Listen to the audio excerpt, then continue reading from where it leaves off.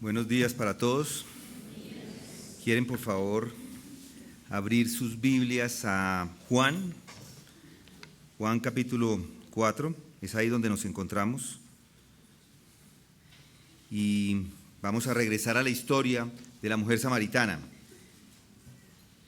Pero antes de comenzar, quiero que por favor incline su rostro y le vamos a pedir a nuestro Señor que nos guíe.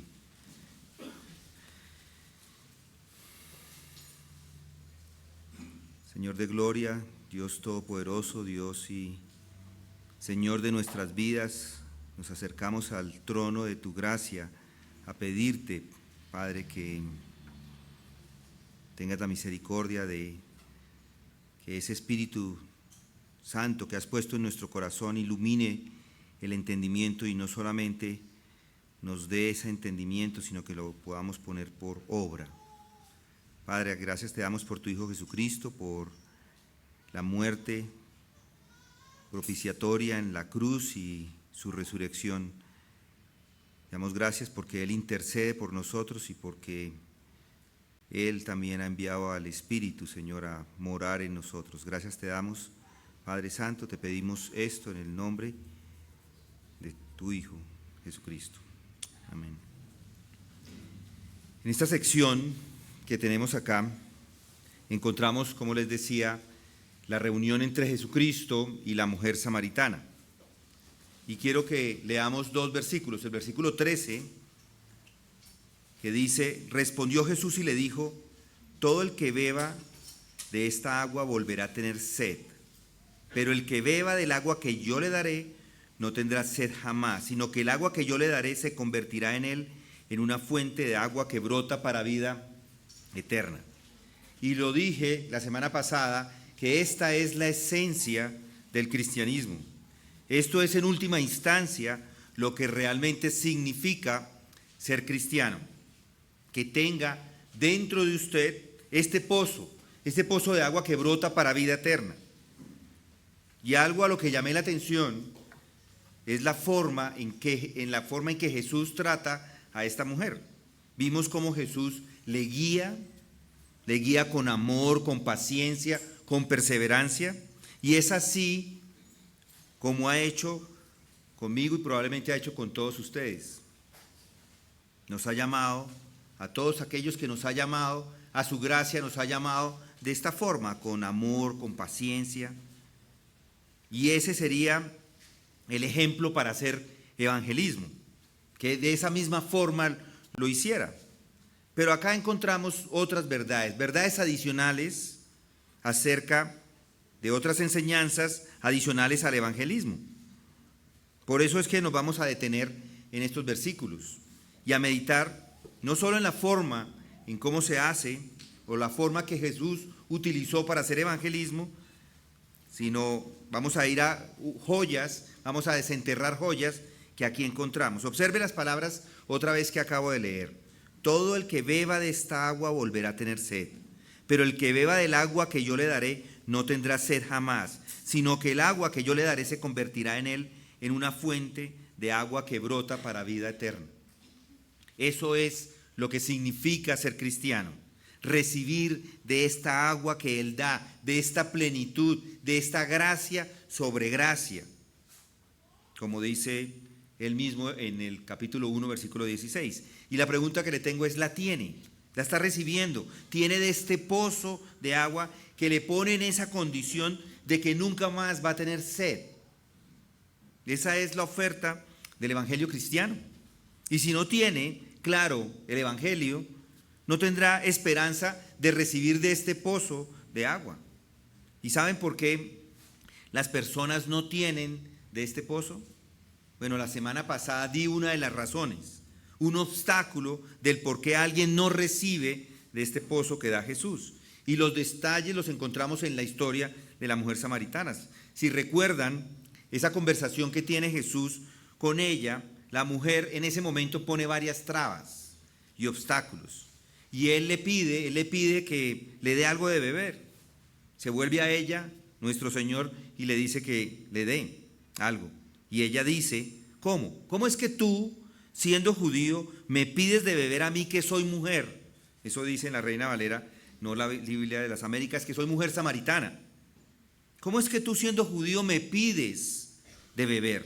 Los judíos, en el Mishnah, que es el comentario judío de las Escrituras, consideraban a las hijas de las mujeres samaritanas menstruantes de por vida. Desde la cuna eran menstruantes. Por lo tanto, estas mujeres eran impuras perpetuamente. Pero por eso es que ellas no podían pasarle agua, y era tan extraño que le pasaran agua a Jesucristo. Primero era mujer, además samaritana, nacida en Samaria, y Samaria fue la capital del norte del reino después de esa división. Se dividió el reino en dos, los norteños, que son Israel, y los sureños, que es Judá, el reino del sur. Eran judíos inicialmente, los dos eran judíos, pero se odiaban. Los dos, las tribus del norte se odiaban con las tribus del sur y peleaban mucho. Pero en el año 722, el reino norteño de Israel fue conquistado por el imperio asirio. Los asirios deportan a muchos de los israelitas y traen otras personas a esta región para asentarse allí, en Samaria. Y estos se mezclan con los judíos que se quedaron allí y se crea una nueva raza, una mezcla de poblaciones que llevó también a una fusión de culturas y de religiones. Y aunque los samaritanos y los judíos comparten muchas creencias y prácticas religiosas, hay diferencias claves. De hecho, todavía existen los samaritanos. Por ejemplo, mientras que los judíos consideran a Jerusalén como el lugar santo para hacer la adoración, el lugar principal, los samaritanos veneran el monte Gerizim, cerca de la ciudad de Nublos en Cisjordania, como el lugar que Dios ha elegido para hacer y tener allí una presencia especial. Además, los samaritanos tienen su propia versión de la Torá, que difiere en algunos aspectos de la versión judía. Si notan, son diferentes. ¿Y la mujer qué hace? La mujer ve esto. Mujer samaritana, norteña, pero eso al final son solo perjuicios. Perjuicios de clase, de raciales, prejuicios de género y algunos otros más. Prejuicios. ¿Cuánto daño ha hecho todos esos prejuicios a lo largo de la vida de la iglesia? Los prejuicios, las cosas que muchas personas se aferran con tenacidad, eso se vuelven obstáculos. Pero pasemos a otro obstáculo, ya de este hablamos la semana pasada. El segundo obstáculo es el embotamiento espiritual o la lentitud espiritual. Déjenme les explico a qué me refiero. De la mujer podemos decir que es una mujer inteligente, piensa rápido, está en alerta, no está adormilada, habla bien. Eso lo podemos notar del debate que ella tiene con Jesús. Es una mujer inteligente, podríamos decirlo. Sin embargo, está espiritualmente embotada. Y esto sale a la luz porque ella materializa todo lo que nuestro Señor Jesucristo le habla. Todas las verdades espirituales que Él da, ella las materializa. Déjenme darles algunos ejemplos. Nuestro Señor le dice en el versículo 10, si tú conocieras el don de Dios y quién es el que te dice, dame de beber, tú le habrías pedido a Él y Él te hubiera dado agua viva. Dios está hablando acá de cosas espirituales. Pero noten el versículo 11. Ella le dijo, Señor, no tienes con qué sacarla y el pozo es hondo. ¿De dónde pues tienes esa agua viva? ¿Sí notan? Hay un significado espiritual en las declaraciones del Señor Jesucristo y ella piensa completamente en el pozo. Solamente está pensando en eso como algo material.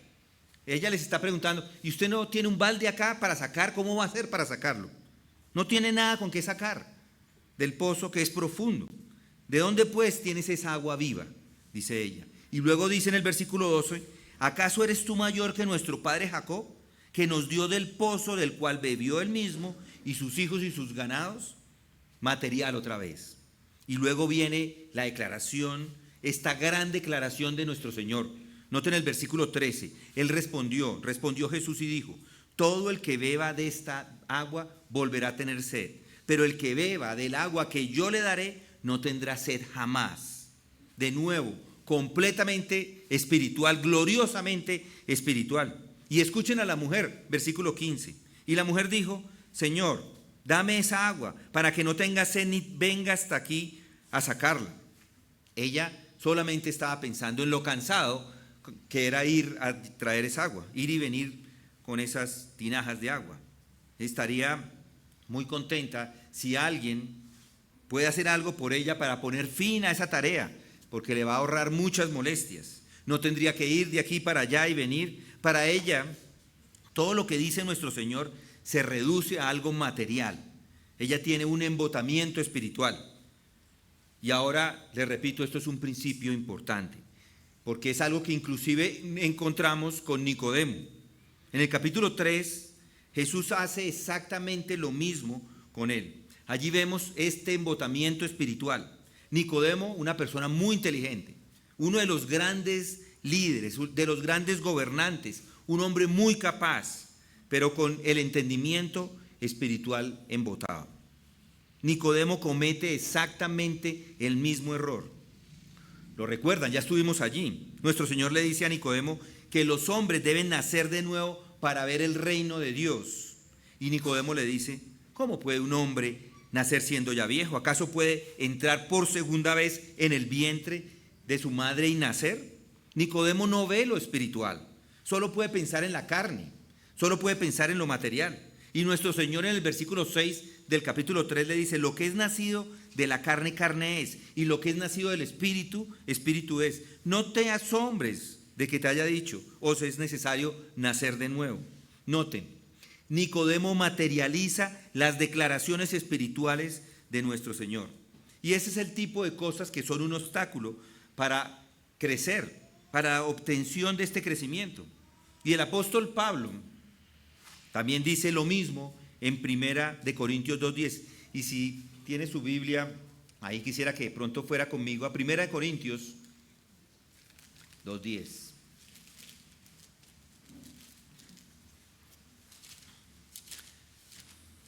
En 1 Corintios 2:10, allí encontramos que Pablo dice, pero Dios, dice allí 2:10, pero Dios nos las reveló por medio del Espíritu, porque el Espíritu todo lo escudriña, aún las profundidades de Dios. Porque entre los hombres, ¿quién conoce los pensamientos de un hombre sino el Espíritu del hombre que está en él? Asimismo, nadie conoce los pensamientos de Dios sino el Espíritu de Dios. Y nosotros hemos recibido no el espíritu del mundo, sino el Espíritu que viene de Dios, para que conozcamos lo que Dios nos ha dado gratuitamente. De lo cual también hablamos, no con palabras enseñadas por sabiduría humana, sino con las enseñadas por el Espíritu, combinando pensamientos espirituales con palabras espirituales. Porque el hombre, noten ahí, porque el hombre, versículo 14, no acepta las cosas del Espíritu de Dios, porque para él son necedad, y no las puede entender porque se disciernen espiritualmente. En cambio, el que es espiritual juzga todas las cosas, pero él no es juzgado por nadie. Acá tenemos exactamente la misma situación. Entonces esa inteligencia, esa habilidad, todas esas cosas están bien en sí mismas, pero no ayudan. De hecho, pueden ser un obstáculo si sigue aferrándose a ellas, si sigue tratando de comprender todas las cosas en sus propios términos o usando su propia lógica o su propia inteligencia. Es algo que no se puede tener por ustedes mismos. Si así hace, está poniendo obstáculos, dificultades, barreras para recibir de esta plenitud, porque se entienden espiritualmente. Pero alguien puede decir, bueno, lo que estoy diciendo es solamente para los incrédulos. Yo soy creyente, no es para los cristianos, porque los cristianos tienen el Espíritu de Dios, ¿cierto? Porque si algún hombre no tiene el Espíritu de Dios, no es de Cristo, no es suyo, ¿cierto? Ahí estamos. Y los hombres no pueden ser cristianos sin tener el Espíritu Santo en ellos. Pero es ahí donde está la falacia. Se supone, por lo tanto, que si bien este tipo de cosas son ciertas para una persona que es incrédula, inconversa, como la mujer samaritana en este momento, y para Nicodemo, es también cierta para los creyentes, a los que ya han creído. Es cierta para usted. Y no importa si ya se ha convertido o no, es cierta para todos. Es también para usted. El hecho de que se haya convertido en cristiano, de que haya nacido de nuevo, que el Espíritu de Dios more en ustedes, no significa que haya resuelto todos sus problemas. No significa que esté lleno de esa agua brotando. La salvación es solo el comienzo. Ahora tiene que pasar, dar un paso, porque debe haber un reajuste, debe haber una reacomodación. Y es acá donde muchas personas fallan, no entienden. Es acá donde se meten en problemas. ¿Y a qué me refiero? Bueno, me refiero a algo como esto. Pablo en Romanos 12:1 no podía decirlo mejor. Dice: os ruego por las misericordias de Dios que presentéis vuestros cuerpos como sacrificio vivo y santo, aceptable a Dios, que es vuestro culto racional. Si observan, presentéis. Hay algo que hacer. ¿Se han convertido en cristianos? Sí, pero todavía tienen que hacer esto. Presentéis vuestros cuerpos como sacrificio vivo y santo, aceptable a Dios, que es vuestro culto racional. Y no os adaptéis a este mundo, sino transformaos mediante la renovación de vuestra mente, para que verifiquéis cuál es la voluntad de Dios y lo que es bueno, aceptable y perfecto. A los cristianos hay que decirles que se conformen a las palabras que encontramos acá, no a este mundo, que se transformen. ¿Y cómo lo van a hacer? Por medio de la renovación de su mente. Y es de esto de lo que estoy hablando. Para que verifiquéis cuál es la voluntad de Dios, lo que es bueno, lo que es aceptable, lo que es perfecto. Todo esto está dirigido a los que ya son cristianos. Por eso digo que este texto no es solo evangelístico, es para cada uno de nosotros. Y no es algo que sucede automáticamente. Tiene que llegar acá. Por eso usted tiene que trabajar en su salvación de esta manera. Necesitan ser renovados en el espíritu de su mente. Tiene que empezar a pensar de una manera nueva. Tiene que empezar a aplicar esas verdades a lo largo de toda su vida y nunca va a acabar. Pablo lo dice en Efesios 4:20, dice: pero vosotros no habéis aprendido a Cristo de esta manera. Si en verdad lo oís y habéis sido enseñados en Él conforme a la verdad que hay en Jesús, que en cuanto a vuestra anterior manera de vivir, os despojéis del viejo hombre que se corrompe según los deseos engañosos. Que os despojéis. Ese es todo el problema. Cuando se convierte en cristiano, inicia un proceso de santificación. No puede volver a ese viejo hombre. El apóstol Pablo se lo dice a los corintios, les dice: así que yo, hermanos, no pude hablaros como a espirituales, sino como a carnales, como a niños en Cristo. Os di de beber leche, no alimento sólido, porque todavía no podíais recibirlo. En verdad ni aún ahora podéis. Eso se lo dice porque ellos todavía estaban ahí, en ese viejo hombre. Todavía estaban equivocados, todavía tenían esos pensamientos. Todavía estaban pensando en la forma antigua. No estaban pensando de esta nueva manera. Esa es la gran declaración que tenemos acá. Y es lo mismo que hace el autor de Hebreos. ¿Recuerdan cómo ese hombre lo pone allí al final del capítulo 5, en el versículo 11? Se los leo, dice: acerca de esto tenemos mucho que decir, y es difícil de explicar, puesto que os habéis hecho tardos para oír.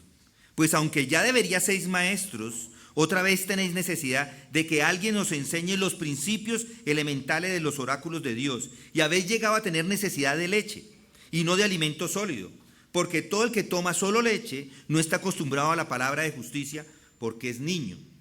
Pero el alimento sólido es para los adultos, los cuales por la práctica tienen los sentidos ejercitados para discernir entre el bien y el mal.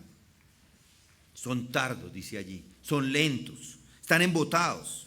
Y aunque son cristianos, todavía están pensando como el viejo hombre.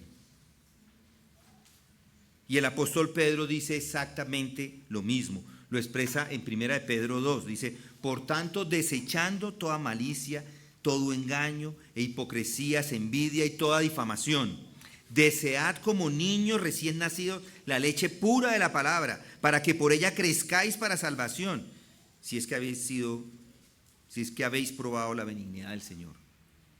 Y viniendo a él, dice allí el versículo 4, como una piedra viva, desechada por los hombres, pero escogida y preciosa delante de Dios. También vosotros, como piedras vivas, sed edificados como casa espiritual para un sacerdocio santo, para ofrecer sacrificios espirituales aceptables a Dios por medio de Jesucristo. Todo esto está dirigido a los creyentes. Y no es para, no debe darse cuenta de estos obstáculos que con tanta frecuencia se meten en la vida de las personas y eso los lleva a problemas. Ponen obstáculos que les impiden recibir de este pozo de agua que brota para la vida eterna. Recibir de esta plenitud, recibir de esta gracia sobre gracia. Ahora bien, ¿por qué? ¿A qué se debe esta lentitud? ¿Por qué son tardos en vez de estar en la jugada? Esto para mí es algo muy importante. Hay una tragedia grande en este mundo, que es esta, que se nos está ofreciendo. Hay una oferta aquí delante de nosotros.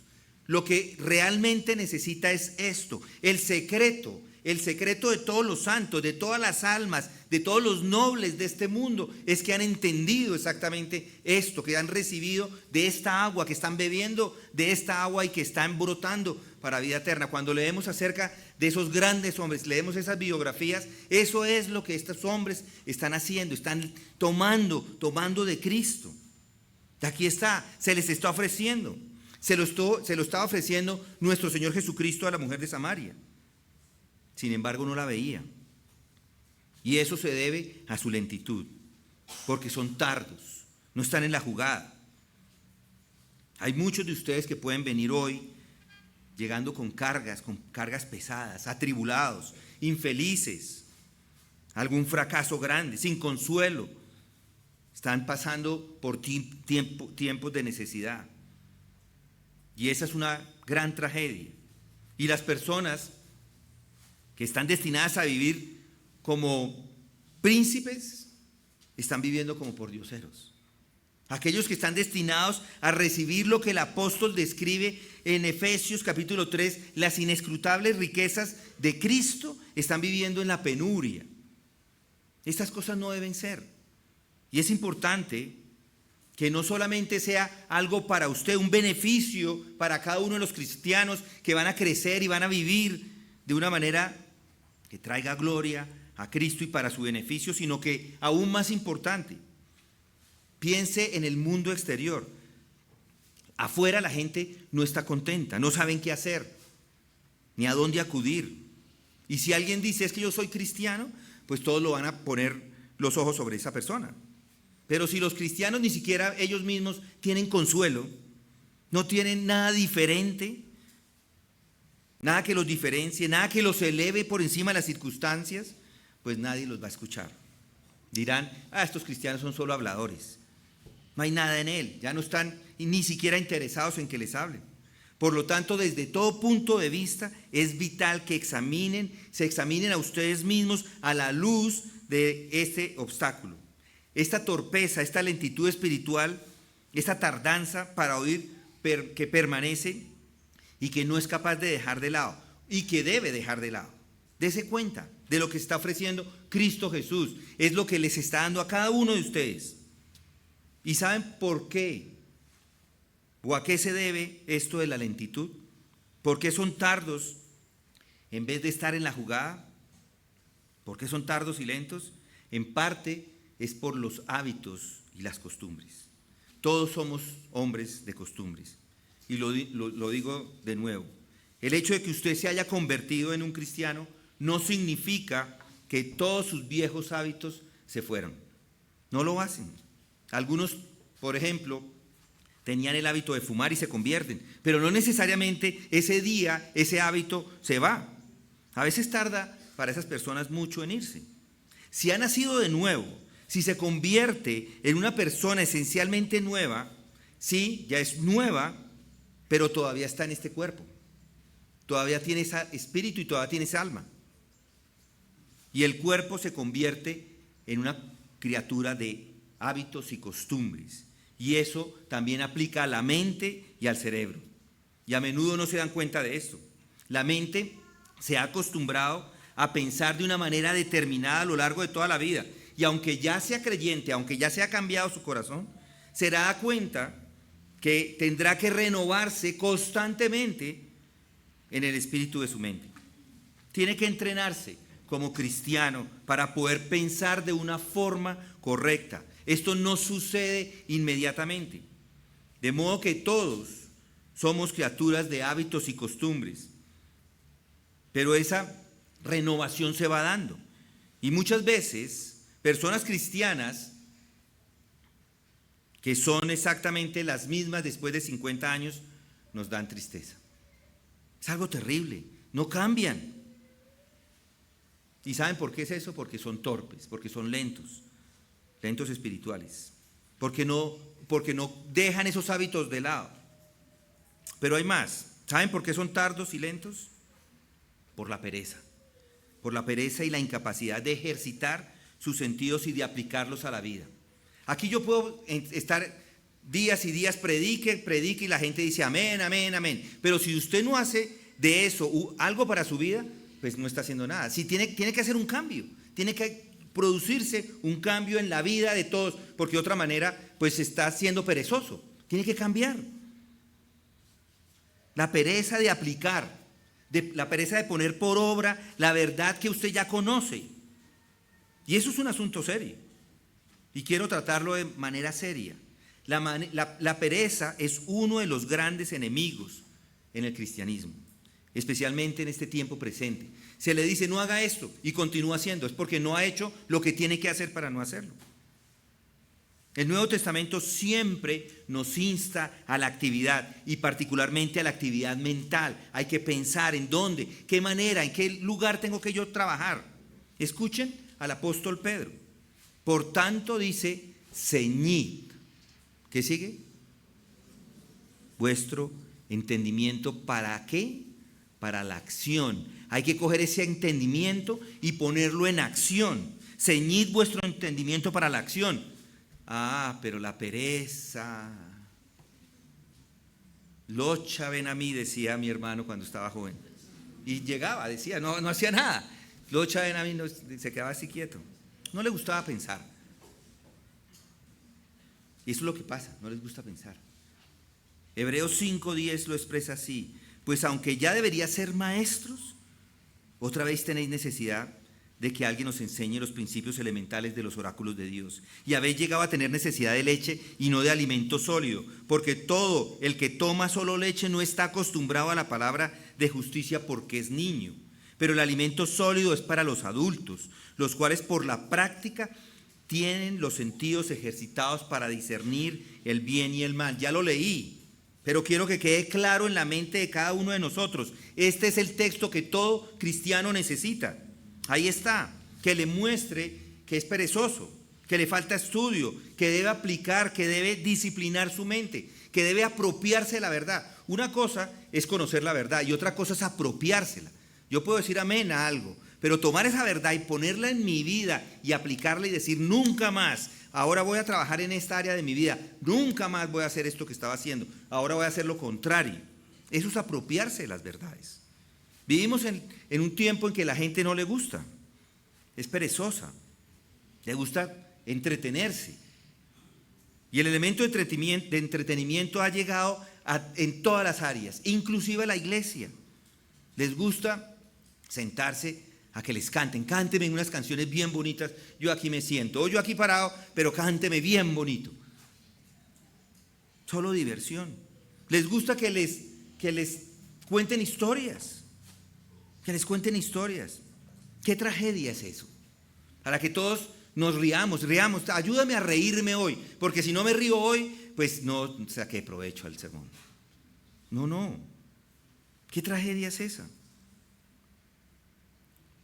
Y por el contrario quieren solamente entretenerse en vez de estar meditando en estas verdades que tenemos acá. Estas verdades son profundas, en esto es lo que hay que meditar.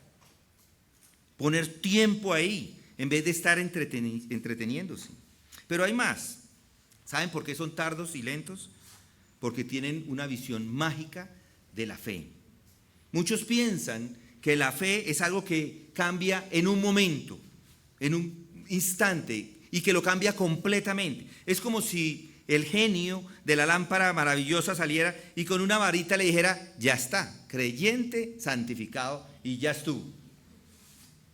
Es un peligro, porque en realidad sí recibimos la salvación y muchos dicen, yo la recibí, yo lo sentí, eso para mí fue suficiente. Y a veces las experiencias y lo subjetivo pueden tomar precedencia. Existe un peligro en enfatizar lo que son experiencias y lo subjetivo. Y muchas personas se aferran a esas experiencias. Y si así sigue, vas a continuar siendo un bebé. Y es terrible ver a un bebé que nunca crece. ¿No los han visto? A veces hay personas con 40 o 50 años en el Evangelio, con la mentalidad de un bebé. Y algunos de estos cristianos hebreos eran así. Pablo dice que algunos de los corintios eran así. Y esto se debe muy a menudo porque tienen esta visión mágica de la fe. Está mal, está mal. No es verdad. Pero hay más. ¿Por qué son tardos y lentos? Porque muchos reducen el Evangelio a un asunto de decidir y recibir y se detienen allí. Yo di la fe, yo afirmé un día y ya está, yo ya lo afirmé. Una vez expuse en una iglesia en la que me invitaron a predicar y ese día lo entregué todo, el Evangelio completo, todo, me fui con todas las baterías y al final alguien se acercó y me dijo, ¿sabe qué le faltó? Yo, claro, sí, ¿qué me faltó? El llamado al púlpito. Yo decía, no podemos reducir el Evangelio a que las personas pasen aquí y digan, sí, yo acepto, yo recibo. Lo que deben saber las personas son las inescrutables riquezas de Cristo. Eso es lo que hay que enseñar. Lo primero a entender es este gran misterio de la iglesia, acerca de los principados, de las potestades, de los lugares celestiales. Y entendiendo esas verdades, van a caer de rodillas al Padre y pedirle perdón. O gloria a su nombre, adorado sea su nombre. Lo primero es lo que dice Pablo en Efesios 3:16, que os conceda conforme a las riquezas de su gloria ser fortalecidos con poder por el Espíritu en el hombre interior, de manera que Cristo more por la fe en vuestros corazones y que arraigados y cimentados en amor seáis capaces de comprender con todos los santos cuál es la anchura, cuál es la longitud, la altura y la profundidad, y de conocer el amor de Cristo que sobrepasa el conocimiento, para que seáis llenos hasta la medida de toda la plenitud de Dios. ¿Qué frase es esto? Eso es lo que deben saber. Esa es la plenitud de la que hablo. Pero mucha gente no está interesada en eso. Están interesados en las actividades, en las obras, en estar activos inclusive de pronto en evangelismo. Muy bien, yo sé, el evangelismo tiene lugar, pero no puede dar la impresión de que eso es lo primero, que es lo más grande, que es lo central, que es lo que más se necesita. Y eso, si así piensa, es torcer las Escrituras. Eso es solo el comienzo. La iglesia que permanece allí es una iglesia infantil. Eso no es lo central. Eso es solo la introducción. Todavía está la anchura, la longitud, la altura, la profundidad y de conocer el amor de Cristo que sobrepasa el conocimiento, para que seáis llenos hasta la medida de toda la plenitud de Cristo, de toda la plenitud de Dios. Mis queridos amigos, ¿cuánto tiempo dedican a meditar en cosas como estas? Está estudiando las Escrituras para descubrir estas joyas, estas riquezas, estas profundidades, estas alturas. Se está entregando a esto. De verdad las piensa cuando canta. ¿Ha prestado atención a la música? ¿Está cantando y está exaltando el nombre de Dios? ¿Ha prestado atención a la exhortación que nos ha dado aquí el autor de la epístola de los Hebreos? Esto es lo que necesitan, mis amigos. El autor, después de haberlos exhortado al final del capítulo 5, comienza en el capítulo 6 diciendo: por tanto, dejando las enseñanzas elementales acerca de Cristo, avancemos hacia la madurez, no echando otra vez fundamento en el arrepentimiento de obras muertas y de la fe hacia Dios, de la enseñanza sobre lavamientos, de la imposición de manos, de la resurrección de los muertos y del juicio eterno. Y esto haremos si Dios lo permite. ¿Qué haremos? Ya dejen esas enseñanzas elementales y avancen hacia la madurez. No debe reducir la doctrina de Cristo meramente a la conversión. Eso es lo que muchos están haciendo ahora. Y la iglesia pierde el equilibrio cuando no solamente predica a Cristo, sino o deja de predicar a estas profundidades. Solamente predica a Cristo. Piense en términos del majestuoso y glorioso primer capítulo de los Filipenses. Allí de pronto casi que vemos una ventana abrirse y llevarnos a mirar hacia el cielo para que demos una vista de la gloria de Dios y de la gloria de su posición. Y eso es lo que usted y yo estamos destinados a entrar. Yo resumiría toda esta sección diciendo que el mayor obstáculo de todos es la forma superficial que las personas hacen su estudio de la Biblia. Han estado probablemente algunos preocupados por enseñar a la gente a las Escrituras y estos han caído en decirles: esta es la forma, tome esta lista y haga una lectura diaria de estos versículos y ya está. Ojee las Escrituras, no deje de hojearlas diariamente. De pronto le dicen: vea, léala toda en este tiempo, lea varios capítulos o versículos diferentes. Y con eso dice: no, yo ya estoy estudiando, yo ya tengo eso chuleado. Tengo el conocimiento general, tengo una idea general de las Escrituras, ya puedo clasificarlas, puedo decir estas pertenecen al antiguo, al nuevo, aquí está hablando de salvación y yo más o menos sé algunas cosas.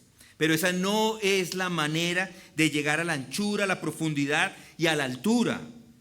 Eso para poder llegar necesita involucrarse, porque aquí hay verdades que hay que sacar, extraer, y eso toma tiempo.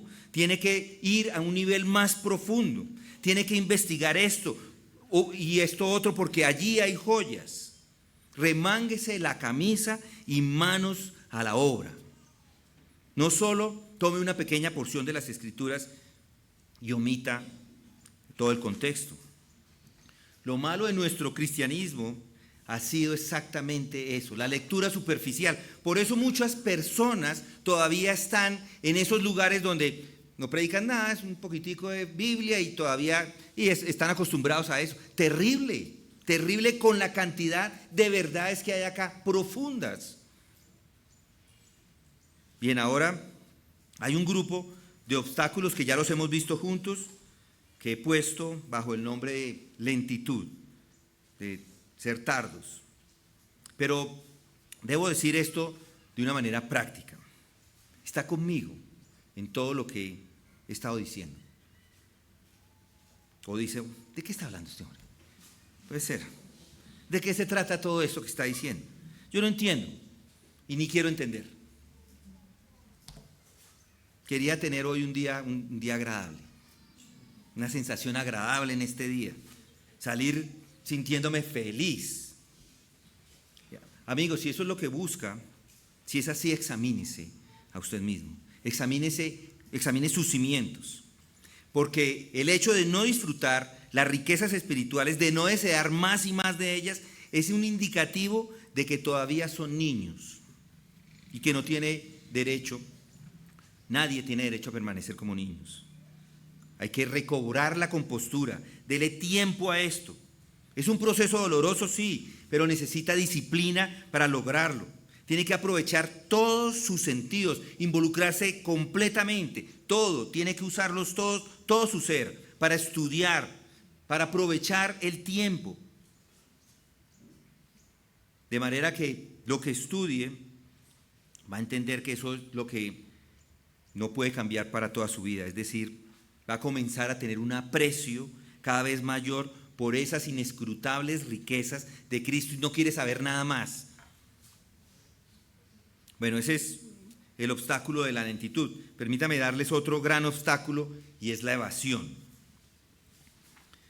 No la evasión de impuestos, pero así como la evasión de impuestos, que es algo común, también hay evasión para aquellas personas que practican la evasión cuando son confrontados. Esto es claro con la mujer. Ella es una mujer astuta y evade a Jesús. En su evasiva, Y esa evasiva es una evasiva que nos llama la atención. Nuestro Señor, al hablar más y más con ella, se da cuenta de que esta persona necesita un tratamiento personal. Entonces, nuestro Señor lo que hace es presionar un poco el asunto. Noten el versículo 16. Allí dice, Él le dijo, ve, Jesucristo le dice, llama a tu marido y ven acá. La mujer le dice, no tengo marido. Jesús, bien has dicho, no tengo marido, porque 5 maridos has tenido y el que ahora tienes no es tu marido. En eso has dicho la verdad. Y la mujer, en vez de concentrarse en esa confrontación que le está haciendo Jesucristo, en ese pecado que le está mostrando Jesucristo, ¿ella qué dice? Noten el versículo 19. Señor, me parece que eres profeta. Estaba más interesada, en vez de hablar de ella, está interesada en que hablemos de usted mejor. Evasivas. Nuestros padres, dice el versículo 20, nuestros padres adoraron en este monte.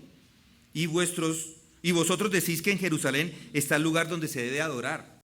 Observen, Él está hablando de adulterio, Él está hablando de inmoralidad, pero ella quiere hablar de cualquier cosa, de si es en esta montaña o es en Jerusalén. Evasivas de la mujer. Y Dios sabe que todos somos expertos en evasivas. Todos somos como esta mujer samaritana. Evadimos las preguntas. ¿Por qué? Bueno, porque no nos gusta que nos investiguen. No nos gusta que nos examinen. No nos gusta que nos molesten. Ese es el hombre natural. Esa es la vieja naturaleza que todavía vive en nosotros. No se deshacen de ese hombre natural. No se deshace de esa vieja naturaleza cuando usted es cristiano. Cuando nace de nuevo, la vieja naturaleza todavía, este cuerpo está ahí. Nadie me lo cambió.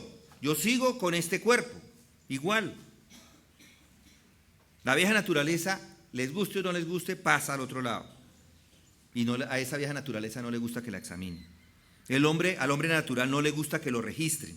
Ese elemento permanece en cada uno de los que dicen ser creyentes, en usted y en mí. No le molesta, o le molesta, no le gusta, no quieren que los hagan sentir que están equivocados. Ah, pero yo soy cristiano, yo me convertí. Aquí está la fecha, fue este día que yo me convertí. Este es el texto que me trajo a los pies de Cristo. Esa fue la manera que sucedió, ¿verdad? Así fue. Pero un hombre viene y le dice, parece que no sabe mucho sobre el verdadero evangelio y sus riquezas. Y de pronto eso les molesta. Pensaba que lo tenía todo, en un solo paquete. Y no les gusta la sugerencia de que hay algo que les hace falta. Y más bien, inclusive les disgusta ese sentimiento de condena. A los hombres naturales no les gusta la condenación. Y hay mucho de los hombres naturales en todos nosotros. Y por eso las evasivas. Y eso es lo que está haciendo esta mujer. Nosotros hacemos igual que ella. Parece que tú eres profeta, le dice. Y eso es interesante. Le interesan los profetas. Ella sabía algo del Antiguo Testamento, de los 5 libros de Moisés. Y ella ve en este hombre un maestro de religión. Y ya no quiere entonces hablar de su vida. Y luego, por eso menciona la montaña y donde se adora a Dios y todo lo demás. Ella evade el tema. Y es lo mismo con ustedes y conmigo. ¿Cómo lo hace? Protegiéndose mientras denuncia a otras personas. Denuncia alguna indignación. Si le están atacando, pero miremos allí. Muy inteligentes. Pero eso es evadir el problema de su propia vida. Cuando esa situación llega a su propia alma, quieren salirse. Una de las formas más comunes de todos los cristianos es pasar todo su tiempo atacando a otros. Si alguien viene a hablar de algo en contra mío, entonces hablemos de política. Hoy día pues están las votaciones y todo el mundo quiere es hablar de eso. De los liberales, de los conservadores, del LGBTI, de los inmorales de este mundo. Hablemos del gobierno mejor, antes de que me hablen de mí. Está bien, hay que denunciarlos. Pero si pasa todo su tiempo en ello, probablemente está evadiendo la visión escrutadora del Hijo de Dios en su vida. Por supuesto, hay que criticar a los falsos maestros, debe defender la verdad, debe demostrar sus errores. Pero todo lo que estoy diciendo es esto, es que si pone ese tipo de cosas para protegerse y evadir lo que él le está diciendo, seguirá teniendo sed y nunca tendrá reservas de esa agua para la vida eterna, para tiempos de calamidad. Y esta es una forma muy antigua de hacerla, y todos somos expertos en eso. Y puedo nombrar más formas de crear obstáculos, porque el hombre es un experto, y probablemente ustedes también podrían adicionar otros obstáculos y hacer énfasis en diferentes cosas. Y vamos a hablar más de ellos la próxima semana. Pero hay algunos que todavía utilizan, por ejemplo, ese énfasis en las experiencias, esa experiencia que yo viví o eso que yo sentí. Algo que está solamente en la mente. No, es que solamente es la mente. Y hacen énfasis en esas experiencias o en los sentimientos o en el corazón o en la voluntad o en la mente. Es que a mí esto me pasó, es que yo sentí aquello. Esos son obstáculos para recibir de este pozo. Es todo el ser está involucrado, toda la mente, toda la voluntad, todo el corazón está involucrado para recibir de este pozo. El corazón está involucrado. No se puede poner uno en contra del otro. Todo su ser está completamente comprometido. Todo debe participar activa y plenamente en la recepción de esa agua. No se puede tener a un nivel de la actividad o de la voluntad y permanecer allí y pensar que así está bien. Cualquier dicotomía es error y es peligrosa. Toda la personalidad debe estar siempre involucrada en tomar de este pozo.